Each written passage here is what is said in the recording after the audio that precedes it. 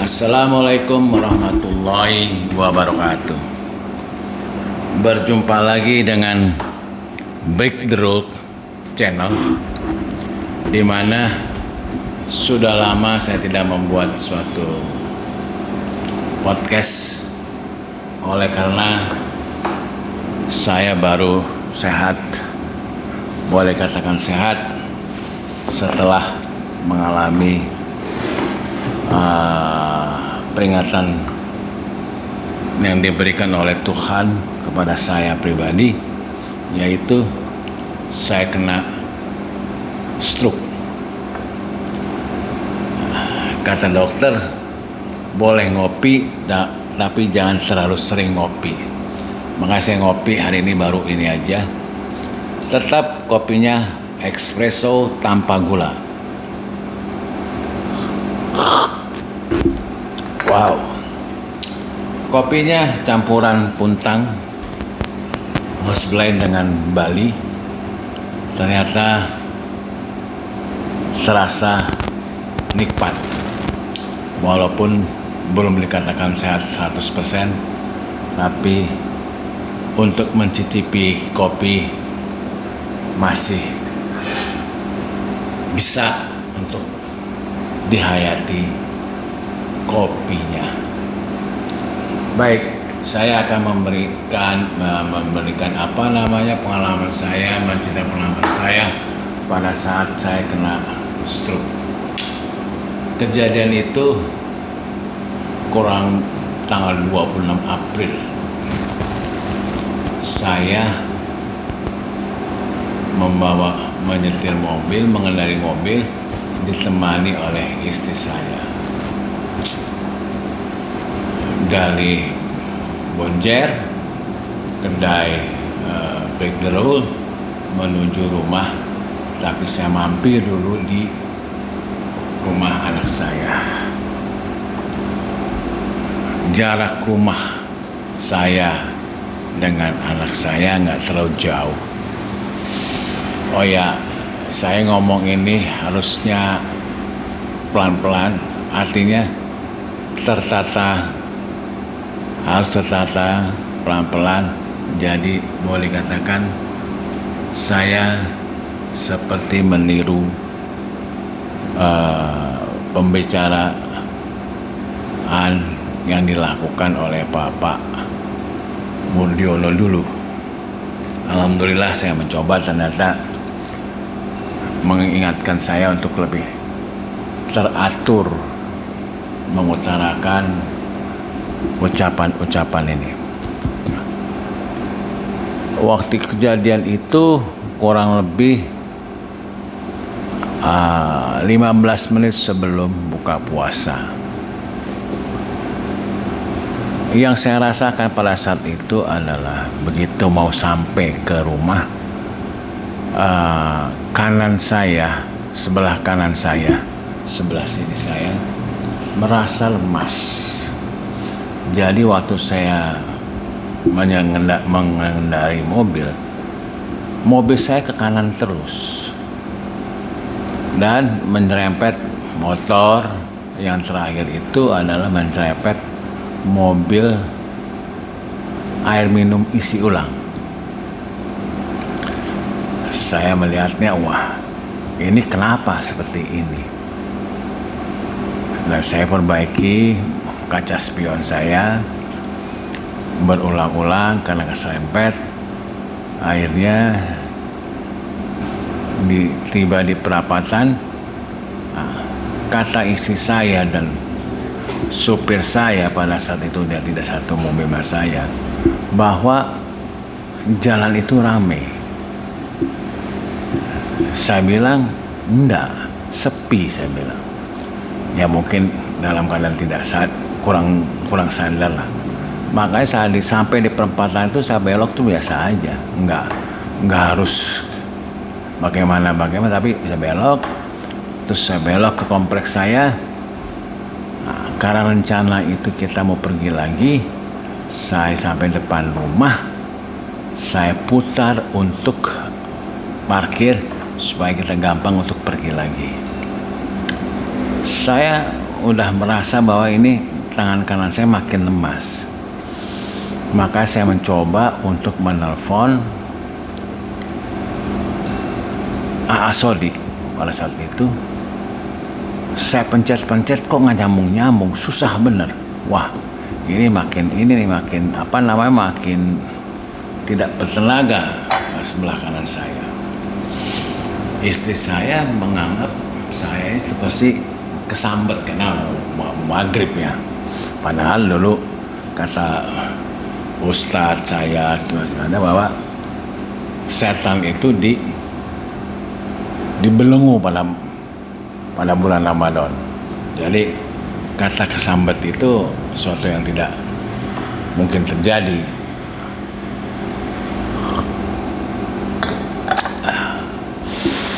Nikmat banget.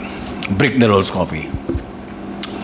Makanya saya turun, saya mencoba berdiri, keluar mobil, saya pindah karena mencoba lagi untuk menelpon AA Sodik.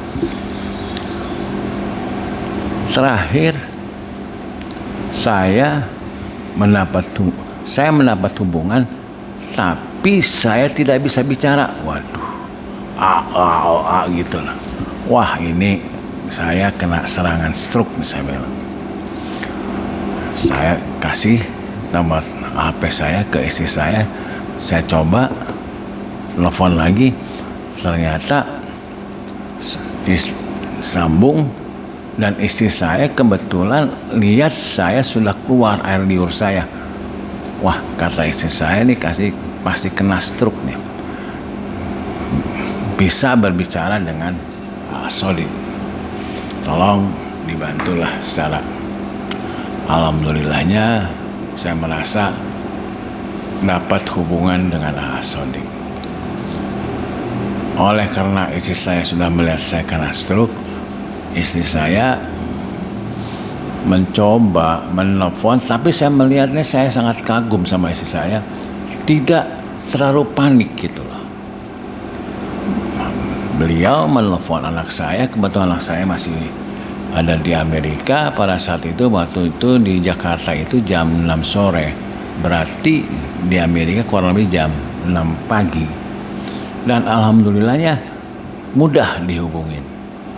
Ceritalah dengan sedikit agak gelisah dan segala macam, misalnya bahwa saya kena stroke.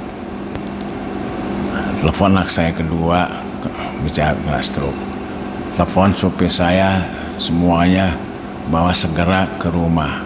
Dan alhamdulillahnya dalam hitungan saya juga nggak ngerti lah, kok nggak sampai lebih dari setengah jam itu semua ada ngumpul di situ. Saya masih sadar dan saya sudah tidak bisa bicara. Akhirnya saya digontlong oleh sopir saya, Warno dan Purwodiono, ya masuk ke mobil. Dan yang saya heran sebetulnya, kok tiba-tiba karyawan saya dari Trophy Laundry Dry Cleaning yang ada di Bonjer itu ada di situ. Dan tidak lama perbedaan waktunya dengan supir saya. Saya sadar kok ada di sini gitu loh. Nah, saya masuk mobil, si karyawan saya bernama Jeffrey Arsat itu diberi tugas oleh istri saya untuk menarik-narik kuping. Nah, seperti inilah sepanjang perjalanan menuju Siloam, Kebon Jeruk. Saya cuma kok ada di sini ya. Ya udah. Sampailah ke Siloam, Kebon Jeruk. Saya juga pikir kok cepet amat. Ya kan? Padahal jalan pada itu mungkin termasuk padat, macet karena mau buka puasa. Wah, rupanya mereka itu menjalankan jalur busway. Apapun resikonya sepertinya sudah tidak memperhitungkan lagi. Yang penting sampailah ke Siloam. Sampai di Siloam, saya sadar bahwa saya sedang melakukan pendaftaran. Tapi tiba-tiba pendaftaran itu ditarik ke dalam untuk langsung ambil tindakan. Seingat saya, anak saya kedua yang pertama di Amerika, yang kedua datang, dan seingat saya dokter jaga udah ambil tindakan, dan alhamdulillahnya dokter praktek waktu itu, Dokter Frandi, ada seorang dokter spesialis neurologis, dan beliau mengatakan, saya ingat ucapannya beliau bahwa sudah diparalelin saja. Maksudnya paralel itu saya memakai asuransi.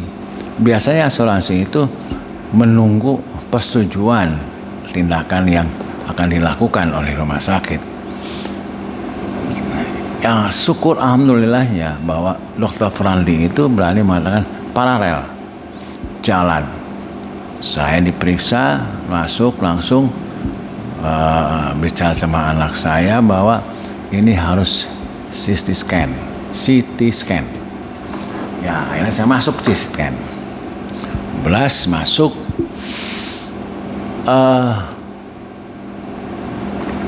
Saya setelah kita bicara, setelah saya sadar segala macam, setelah berapa hari saya pikir nih dokter sangat luar biasa. Kalau saya bilang nih cukup gila lah, saya bilang melakukan tindakan itu. Setelah CT scan itu saya dapat obat, ya obatnya sangat mahal, dan 2 butir.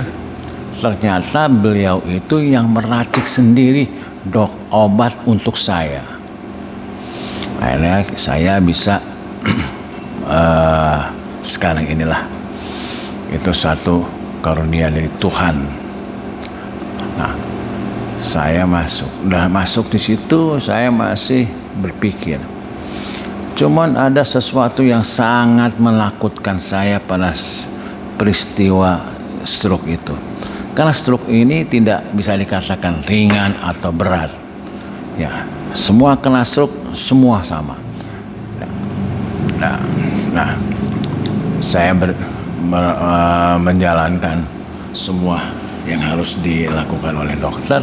Saya ikutin, saya scan, habis itu ada MRI, MRA, semua,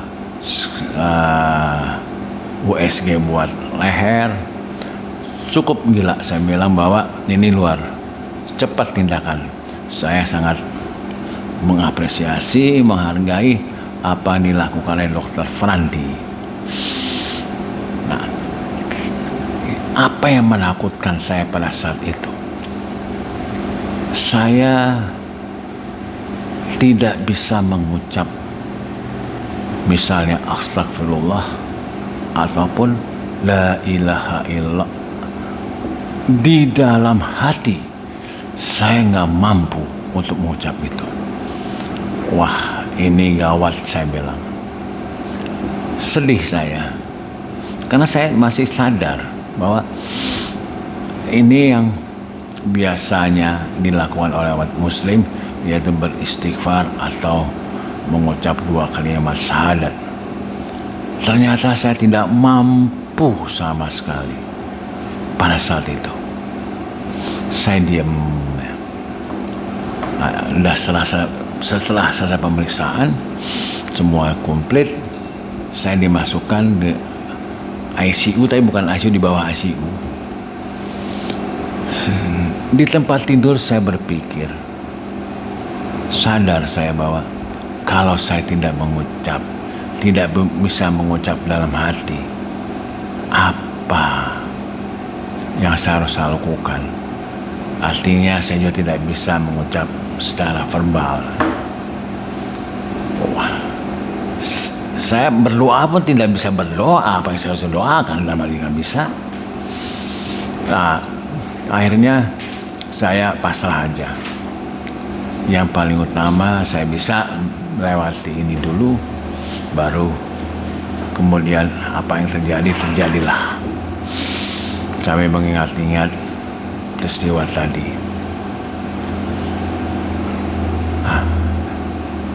saya tidur setelah diminum kasih obat dan tidur, pakai obat tidur lah mungkin. Saya sangat ngantuk saya. Besok paginya saya dibangunkan oleh seorang perawat pria waktu itu. Dia mengucapkan, "Selamat pagi Bapak." Saya secara refleks menjawab, "Selamat pagi." Saya kaget. Oh, artinya saya sudah bisa bicara. Saya coba dalam hati, "Selamat pagi." Oh, bisa. Senang saya bersyukur. Bersyukur bahwa saya sudah kembali untuk bisa mengucap secara verbal maupun dalam hati. Hari siang harinya saya dibawa ke tindakan untuk USG lagi. Saya sangat suka dengan Dokter Frandi karena mereka apa adanya. Pak, Bapak ini beruntung Bapak hidup. Oh, emang kenapa dok?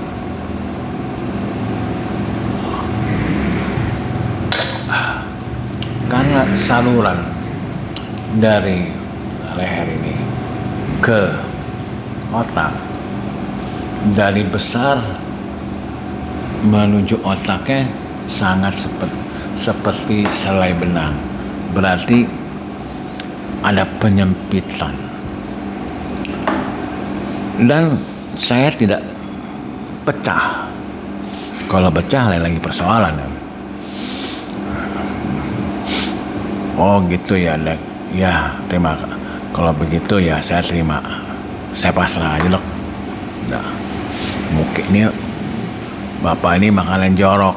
Maksudnya apa makan jorok? Mungkin beliau menyangka bahwa saya ini suka makan jeroan, lemak segala macam. Saya tidak suka makan lemak, tidak suka makan jeroan dan segala macamnya.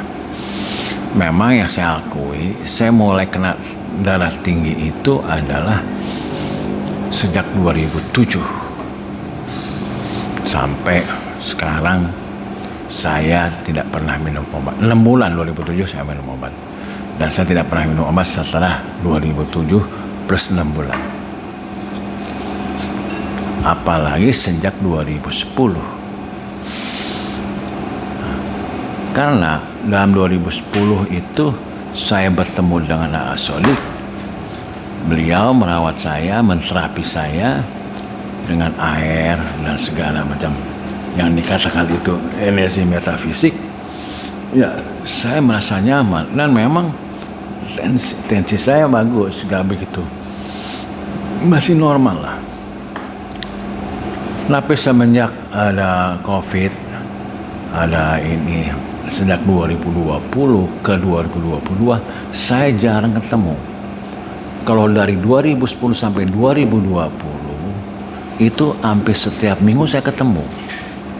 Berarti terkontrol terus. Tapi 2020 sampai 2022 saya ketemunya sebulan sekali atau 3 bulan sekali, 2 bulan. Jadi tidak teratur saya bertemunya. Itu yang saya mengingat bahwa, dan saya tidak minum obat hipertensi. Terlalu yakin bahwa tidak perlu minum obat. Yang kedua, saya juga tidak pernah